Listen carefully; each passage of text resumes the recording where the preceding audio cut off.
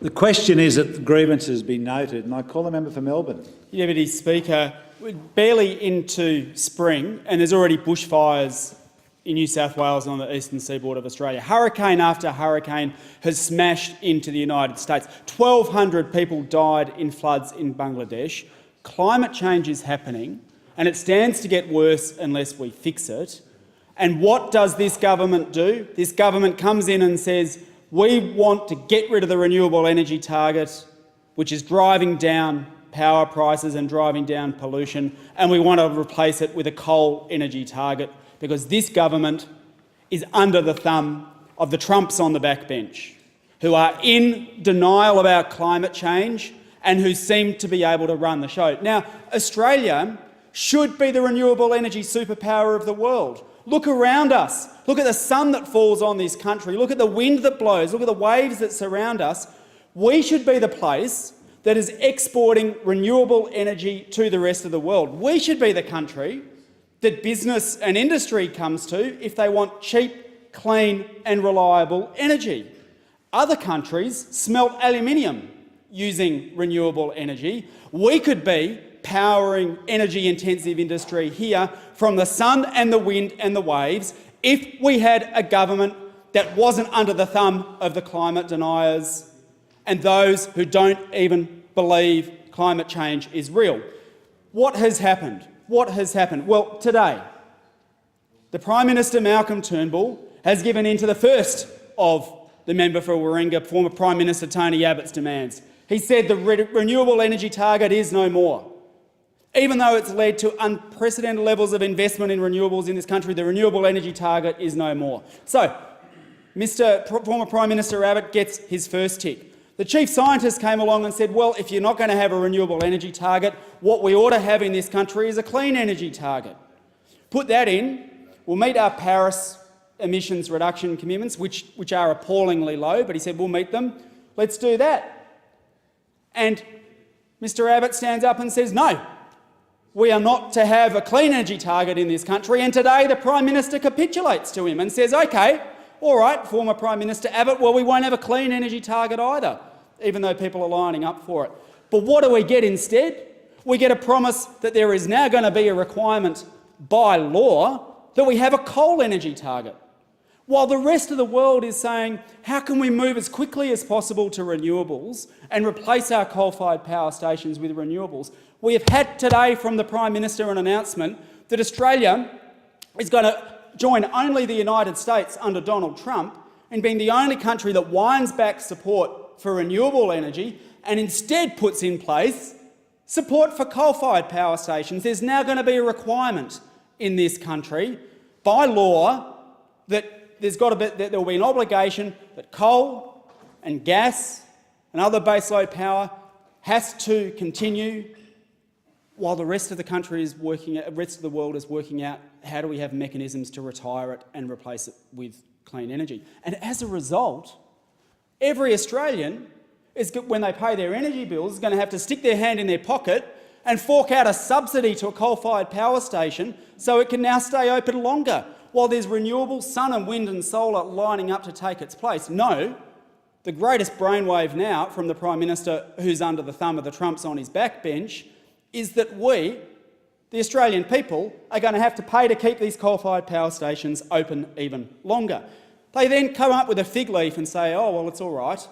It's all right. It's not just a protection racket for coal. There's something else in here as well. There's going to be a requirement that you have to have some low emission sources. And then when you delve into the detail, the small amount of detail that there is, because this policy was dreamt up by a board that only had its first meeting 2 months ago, forget the year-long review of the chief scientist, we'll just handpick a new board and ask them to come up with a policy, and bingo, it just happens to be the one that the Prime Minister wants. They say, OK, well, it's all right, there's a low emissions target in there as well. Delve into the detail of this policy that's been cooked up very, very quickly, and you will find that by 2030, we might get an extra 5% of renewable energy over and above what the renewable energy target would have delivered. So while other countries are saying we could go to 50, 60, 70, 80, and other people are saying we can get to 90 or 100% renewables by 2030, this government's going to give us an extra 5%. Well, thank you very much.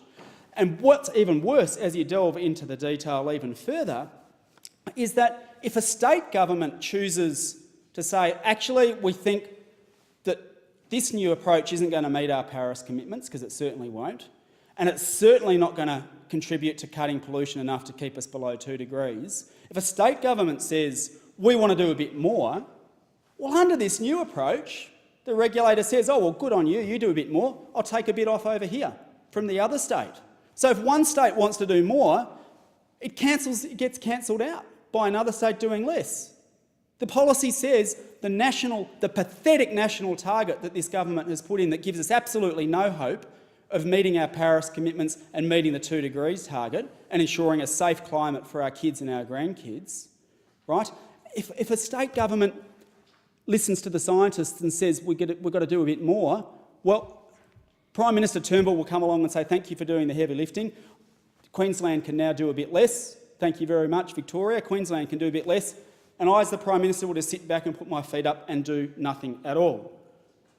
And at the same time as renewables are bringing down power bills, and at the same time as others are heeding the Greens' call to say maybe we need to start re-regulating power prices in this country and stop treating electricity like a stock market and instead look at it as an essential service, the government says, oh, well, it's okay, you'll save a bit of money on this. Well, when one of the members of the Energy Security Board was pressed on this on television today, you know what he said? Do you know how much you're going to save in 2020 when this comes in? 50 cents a week.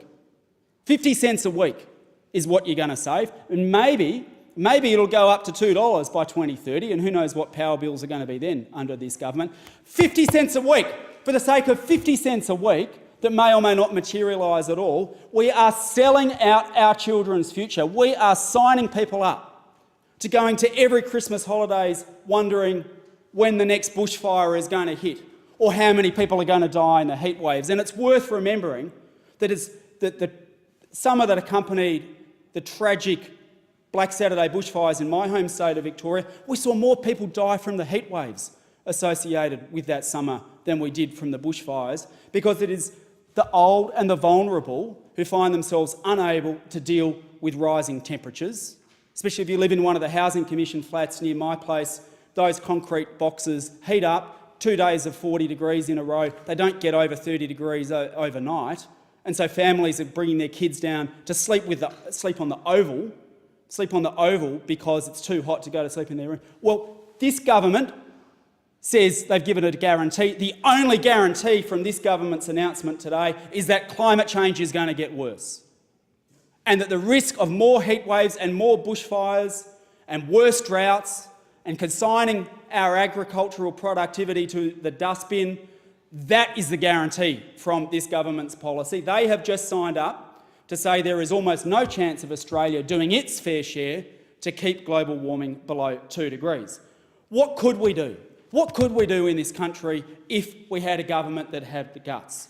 We would say we're going to legislate to bring in more renewables so that we can get our country running 100% renewables by 2030. We will legislate a storage target to make sure that batteries, pumped hydro, store the sun that shines during the day and the wind that blows overnight so that it's available for you there the next day.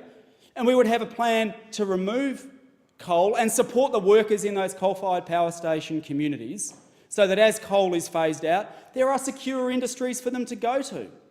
And I'll tell you what, I hear a lot of talk from the government about coal-fired power station communities. I've spent the year travelling around to coal-fired power station communities in Lithgow, in Muswellbrook, in Collie, in the Latrobe Valley, to talk about why we need to transition beyond coal. And that if we start planning now, power stations can close and they won't be left in the lurch like they were at Hazelwood. But if we plan now, we'll have new renewable energy jobs there for them to take up when the next power station shuts down. Or we'll support the new industries in the region that'll come up to take its place. Because there were a lot of things that we used to do in this country. We used to mine asbestos till we worked out that wasn't a great idea. And the government could have stood up and said, well, there's X hundred or X thousand people employed in the asbestos industry, how dare you want to shut it down? Well, there comes a time when you realise the science is clear and that coal kills. And if we keep digging up coal and burning it at the current rate, we are going to kill people. We are killing people. We will kill people in heat waves. We will kill people in floods. We will kill people from the extreme weather events that we have seen just in the last couple of months, and they're going to come more and more often. That's what a government with guts would do: phase out coal, increase renewables. Members